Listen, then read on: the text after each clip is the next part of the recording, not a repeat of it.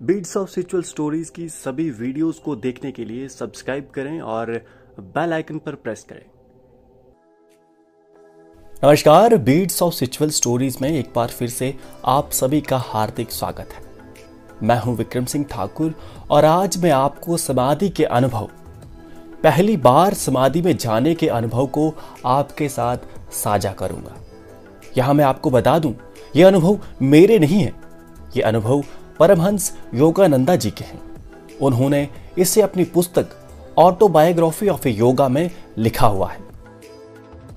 तो होता कुछ ऐसा है कि योगानंदा जी को उस परम अनुभव की बहुत लालसा थी। वे काफी समय से इसके लिए तरस रहे थे पर प्राप्त नहीं कर पा रहे थे। ऐसे में एक बार उनके गुरु उन्हें अपने ध्यान कक्ष में ध्यान करने के लिए बुलाते हैं।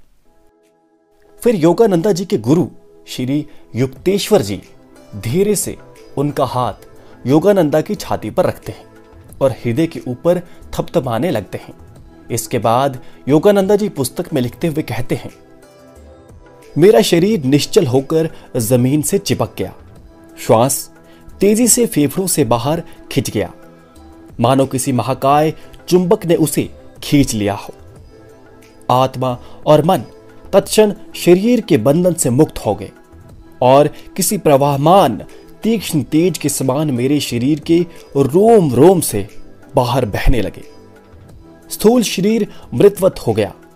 फिर भी अपने तीव्र बोध में मुझे ये भान हो रहा था कि मैं पहले कभी भी पूर्ण रूप से जीवित नहीं था।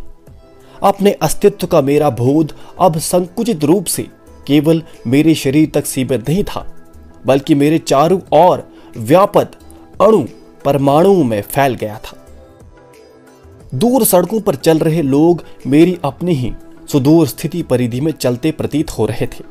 भूमि की धुंधली पारदर्शिता में पेड़ पौधों की जड़ें दिखाई दे रही थी। उनके अंदर चल रहे रस प्रवाह का भी मैं स्पष्ट अवलोकन कर रहा था। आसपास का पूरा क्षेत्र मेरे सामने अनावृत हो गया था। केवल सामने ही देख पाने वाली मेरी साधारण दृष्टि अब चतुर्दिक दृष्टि, विशाल मंडलाकार दृष्टि में परिवर्तित हो गई थी, जो सर्वदर्शी भी थी। अपने मस्तक के पीछे से मैं राय घाट लेन में दूर चलते फिरते लोगों को देख रहा था और एक श्वेत गाय को भी मैंने वहां देखा जो धीरे धीरे आश्रम की ओर आ रही थी। जब वे आश्रम के खुले द्वार पर पहुंच गई तो मैंने उसे देखा मानो अपने दो स्थूल आंखों से देखा हो। जब वे आश्रम के अहाते की दीवार के पीछे चली गई तब भी मैं उसे स्पष्ट देख पा रहा था। मेरी विशाल दर्शी दृष्टि में दिखने वाली सारी वस्तुएं तेज चलने वाले चलचित्रों की भांति कंपित और स्पंदित थी।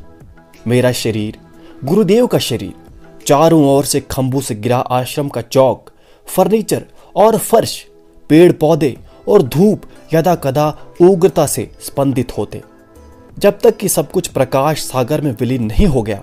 ठीक जैसे पानी भरे गिलास में चीनी डालने के बाद उसे हिलाने से वे पानी में घुल जाती है, सब कुछ अपने में विलीन कर लेने वाला यह प्रकाश बीच बीच में आकर धारण कर लेता था। फिर वे आकार उसी प्रकाश में विलीन हो जाता था। प्रकाश और स्थूल आकार प्राय क्रम से एक दूसरे में रूपांतरित होकर सृष्टि के कार्य कारण सिद्धांत को स्पष्ट कर रहे थे। मेरी आत्मा के शांत आनंद तट पर सागर के समान आनंद उमड़ पड़ा। मैंने अनुभव किया कि ईश्वर का स्वरूप अक्षय आनंद है। उसका शरीर प्रकाश के असंख्य तंतु है। मेरे अंदर उमड़ती दिव्य ज्योति ने विस्तृत होते होते नगरों, महाद्वीपों, पृथ्वी, सूर्यमंडल, तारामंडल, निहारिका पुंज और अंतरिक्ष में प्रविद्यमान ब्रह्मांडों को अपने में समा लिया।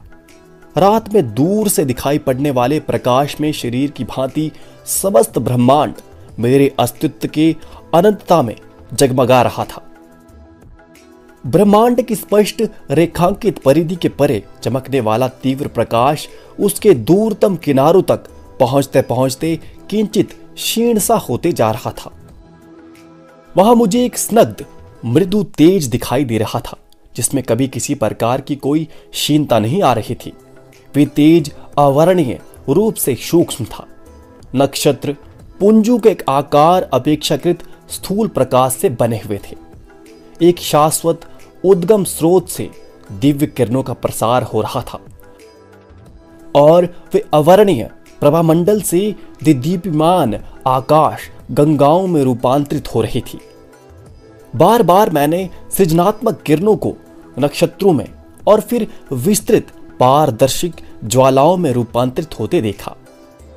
लयबद्ध प्रत्यावर्तन के द्वारा करोड़ों करोड़ों विश्व का पारदर्शन तेज में विलय हो गए और फिर वे तेज महाव्योम बन गया।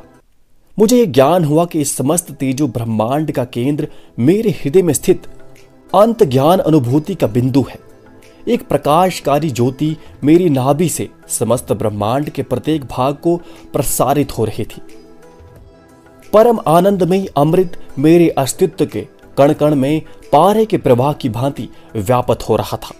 ईश्वर के सृजनात्मक ध्वनि को, ब्रह्मांड के प्रेरक यंत्र की ध्वनि को मैं ओम की झंकार में प्रतिध्वनित होते सुन रहा था।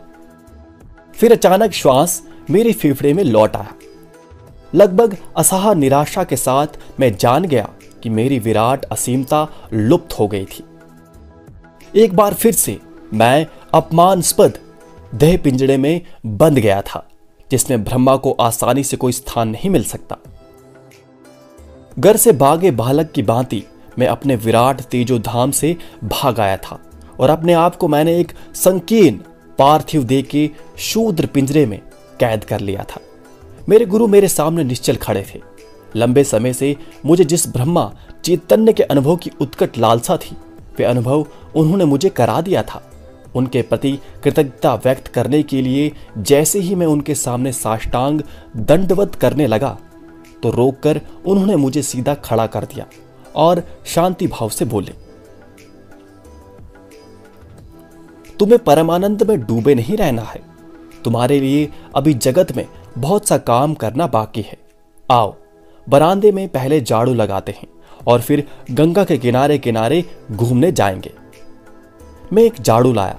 मैं जानता था कि गुरुदेव मुझे संतुलित जीवन की शिक्षा दे रहे हैं। शरीर के अपने दैनिक कर्तव्यों का निर्वाह करते हुए आत्मा को विश्व उत्पत्ति के रहस्यों को अपने में समाते हुए विस्तारित होते रहना चाहिए। उसके बाद मैं श्री युक्तेश्वर जी के साथ गंगा के किनारे घूमने निकल पड़ा। मित्रों, ये प्रसंग आपको कैसा लगा हमें कमेंट करके जरूर बताएं। साथ ही इस वीडियो को अपने स्नेहजनों के साथ साझा अवश्य करें। धन्यवाद। जय परम पिता परमेश्वर।